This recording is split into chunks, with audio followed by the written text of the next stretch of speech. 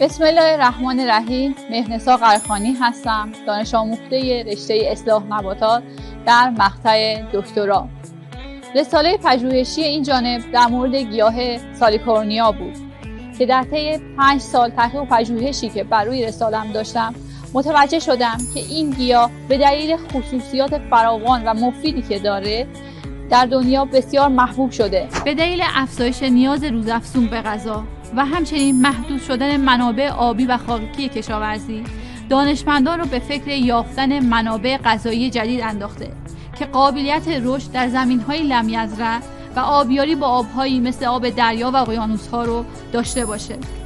در میان 1560 گونه گیاهی کاندید، گیاه سالیکورنیا تونسته از نظر اقتصادی توجیه پذیر باشه که این گیاه نه تنها به عنوان یک مکمل غذایی قوی شناخته شده است و سرشار از املاح معدنی مثل کلسیم، پتاسیم، فسفر، مس، روی، آهن هست، از طرفی به دلیل طعم شور کافی که برای پخت و پز داره به عنوان ادویه جایگزین نمک طعام نه تنها فشار خون رو افزایش نمیده، بلکه بعد از یک دوره مصرف اون رو متعادل میکنه. برای اولین بار در کشور طی 5 سال تحقیق و پژوهش ما موفق شدیم اولین محصول از این گیاه رو تولید و با نام نمک سبز به بازار عرضه کنیم. محصول ما دارای نشان سیب سلامت از سازمان غذا و دارو و همچنین تاییدیه انیسیتو تحقیقات تغذیه و صنایع غذایی کشور برای ویژگی‌هایی همچون کاهنده فشار خون، ضد دیابت، ضد چربی خون، ضد التهاب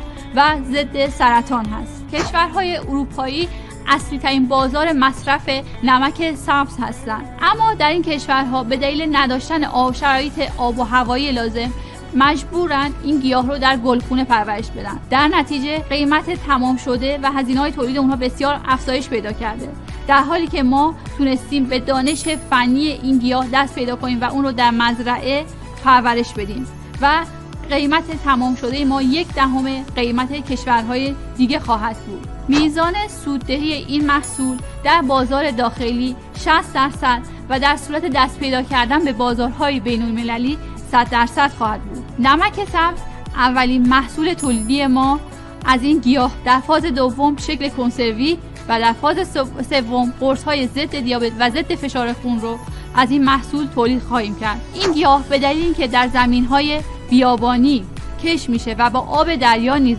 آبیاری میشه، بنابراین هیچ رقیب زراعی نداره.